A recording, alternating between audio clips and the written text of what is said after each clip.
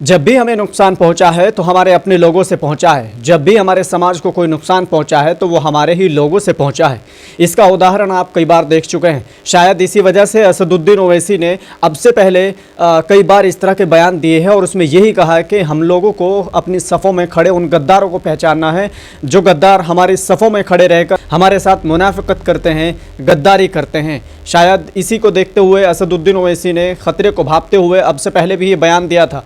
सबसे पहले आप इस बयान को देख लीजिए जिसमें असदुद्दीन ओवैसी कई बार कह चुके हैं। ये बयान आपके सामने रखना चाहता हूं जिसमें असदुद्दीन ओवैसी कह रहे हैं कि हमें नुकसान जब भी पहुंचा है वो अपने लोगों से पहुंचा है। गद्दारी अगर किसी ने की है तो वो हमारे अपने लोगों ने की है। पहले आप सुन लीजिए इस भाषण को, उसके बाद करते हैं आगे की बात शुरू।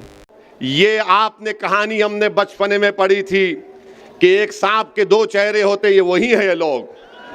याद रखो मेरी इस बात को, नुकसान हमको गैरों से ज्यादा अपनों से पहुंचा है। नुकसान हमको गैरों से ज्यादा अपनों से पहुंचा है। करबला की सरजमीन पर नवासे रसूल पर तलवार उठाने वाले कौन थे? टीपू सुल्तान से गद्दारी करने वाले कौन थे? आज फिर आ गए हैं। पहचानो इन गद्दारों को, पहचानो इन मुनाफिकीन को जो आपको तोड़ना चाहते हैं, जो आपकी आवाज को दबाना चाहते हैं। असदुद्दीन ओवैसी का ये भाषण, असदुद्दीन ओवैसी का ये बयान सच्चाई की ओर इशारा करता है और सच्चाई बयान करता है। वो अलग बात है कि हमारे कौम के दलाल, हमारे समाज या फिर हमारे बीच पनपने वाले वो दलाल इस चीज़ को नहीं समझ पाते हैं और शायद इसीलिए असदुद्दीन ओवैसी उनकी नज़रों में खटकते हैं।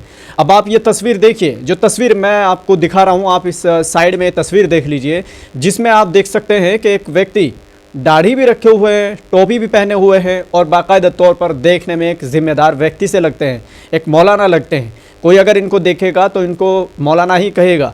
मैं इनके बारे में ज़्यादा तो डिटेल में नहीं बताऊंगा, इसके बारे में आप बखूबी जानते हैं। सोशल मीडिया पर इनकी बहुत ज़्यादा किरकिरी हो रही है।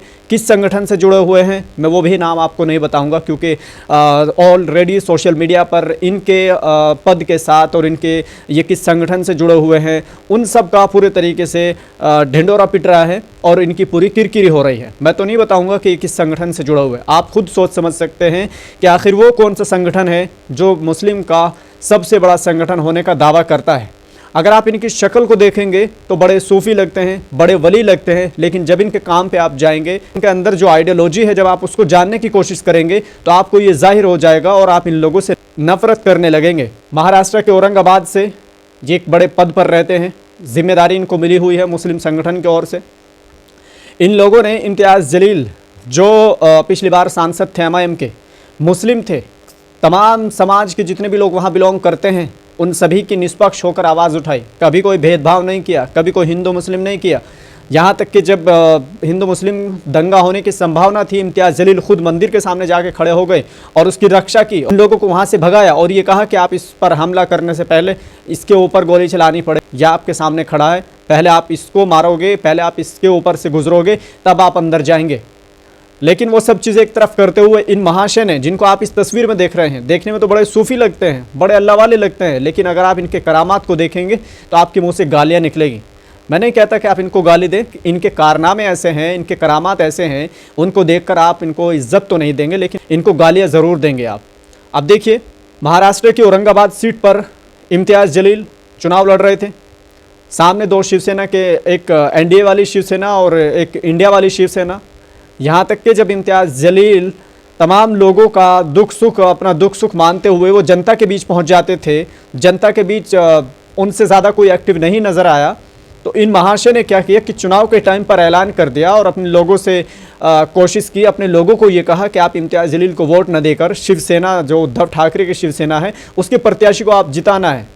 उनके प्रत्याशियों को जिताने के लिए इन महाशय ने पूरा कैंपेन चलाया, अपने लोगों का बायकॉट किया और वहाँ से इन्होंने कोशिश की कि यहाँ से उद्धव वाला साहब ठाकरे वाली जो शिवसेना है उसके कैंडिडेट को जिताने की इन्होंने हर मुमकिन कोशिश की, लेकिन वो तो खुद तीसरे नंबर पर था, उसको तो नहीं जिता पाए। लेकिन इम्तियाज़ जलील जो जीता हुआ MP था, जिसको जीतने के लिए बहुत कुछ करने की ज़रूरत नहीं थी, उस इम्तियाज़ जलील को हरा दिया। इम्तियाज़ जलील के हारने के बाद जो एकनाथ शिंदे वाली शिवसेना है उसका सांसद वहाँ जीत गया। अब ये महाशय जिनके लिए मेहनत कर रहे थे उसका बयान आता है जब इम्तियाज़ जलील चुनाव हार जाते हैं, वो खुद तीसरे नंबर पर थे शिवसेना वाले जिनका इन्होंने समर्थन किया। अब उस समर्थन करने वाले का हारने के बाद बयान आता है कि हम हार गए, कोई बात नहीं है, लेकिन हम लोगों का मकसद ये था कि औरंगाबाद पर हमें भगवा लहराना है।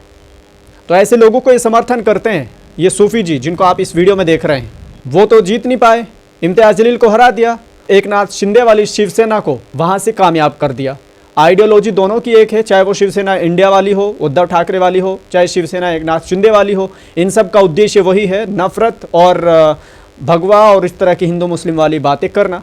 याद रखना, अगर आप इस तरीके से अपने संगठन में जुड़े होकर आप संगठन को बदनाम कर रहे हैं, दूसरी बात ये कि जब आप लोग इस तरह के काम करेंगे तो जिस संगठन से आप जुड़े हुए हैं उस संगठन से लोग, खासकर मुस्लिम समाज, आपसे नफरत करने लगेगा। फिर वो आपको जिसकी वजह से आप उनको जलील करते हैं, अपने समाज को रुसवा करते हैं, फिर वो दिन दूर नहीं जब उन लोगों का इस संगठन से विश्वास उठ जाएगा और आप लोगों को पलकों पे बिठाने के बजाय आपको जूतियों में भी जगह नहीं देगी। सच्चाई जो मैंने आपके सामने रखी है, इसको लेकर आप क्या सोचते हैं और क्या मेरी बात से आप इत्तेफाक रखते हैं, मुझे कमेंट बॉक्स में ज़रूर बताएं। और ऐसे लोगों के लिए एक शब्द कमेंट बॉक्स में ज़रूर लिख के जाना। मिलते हैं फिर से एक और नई वीडियो के साथ। खुदा हाफिज़।